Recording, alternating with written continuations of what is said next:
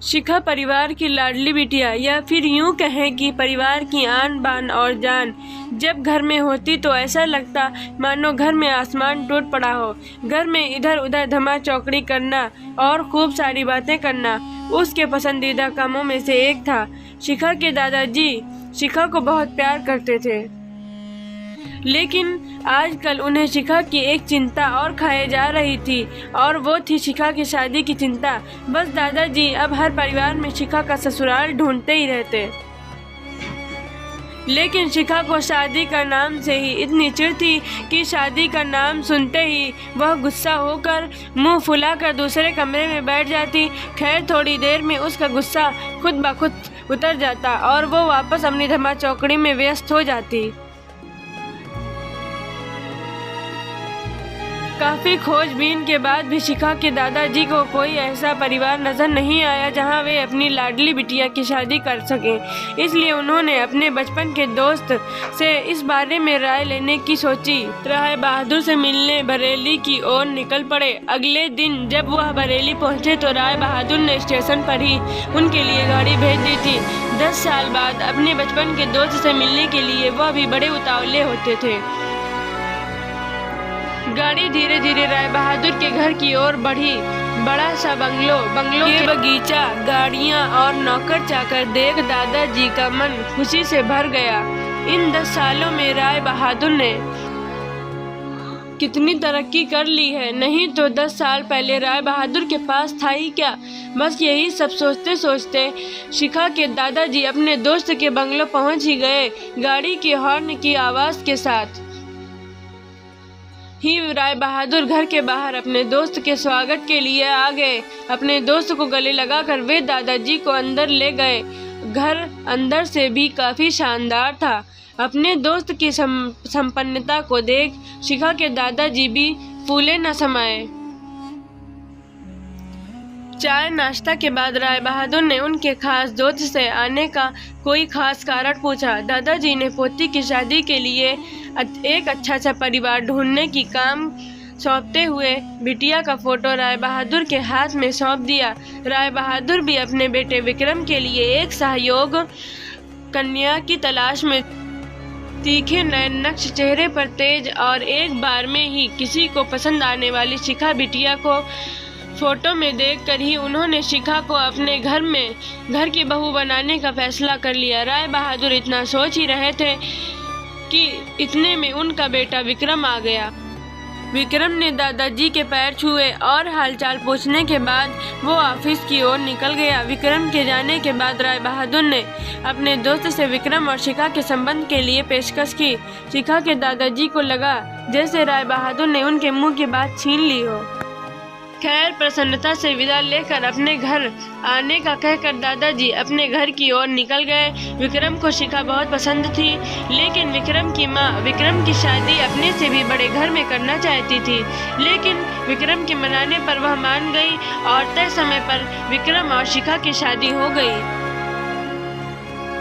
ससुराल में शिखा के सास ससुर विक्रम के बड़े भैया भाभी और शिखा की ही उम्र की एक ननद थी रागिनी।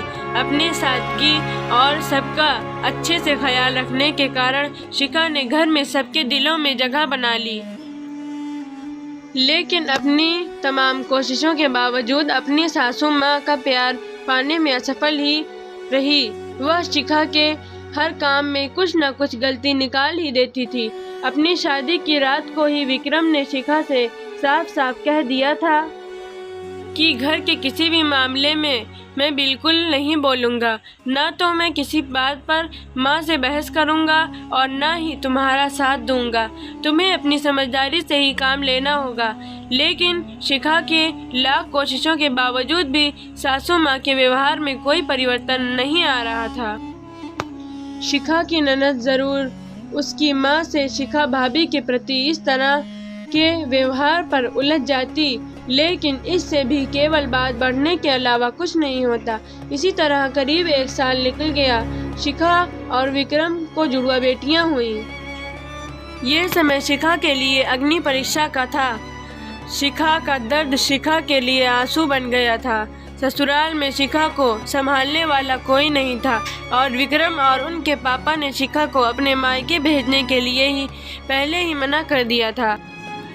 एक दिन रागिनी कॉलेज से आई तो उसने सभी को कॉलेज के सालाना कार्यक्रम में आने के लिए कहा और यह भी कहा कि कॉलेज में उसकी भी 2 प्रस्तुतियां हैं, इसलिए आप सभी का चलना बहुत ज़रूरी है।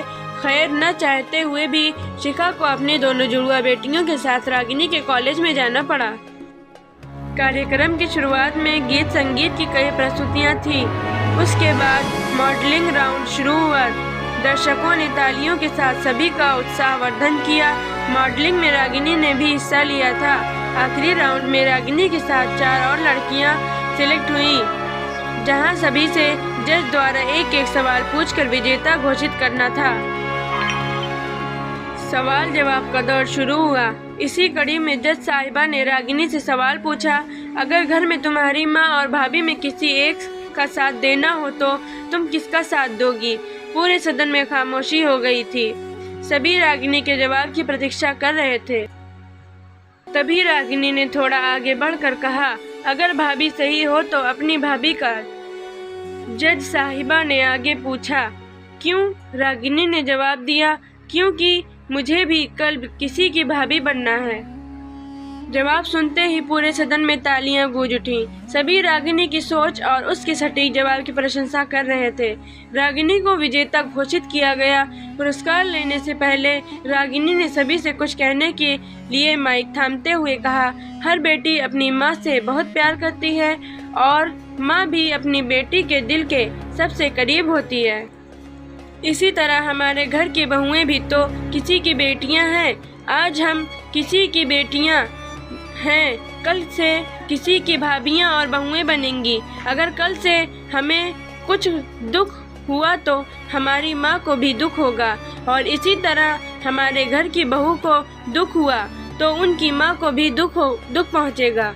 और इस दुनिया में किसी भी इंसान को, किसी भी माँ को दुख पहुँचाने का कोई हक नहीं है। इसीलिए हर सास को अपनी बहू को अपनी बेटी समझे तो आगे चलकर उनकी बेटी भी खुश रहेगी। रागिनी के इतना कहते ही पूरा सदन एक बार फिर तालियों की आवाज़ से गूंज उठा।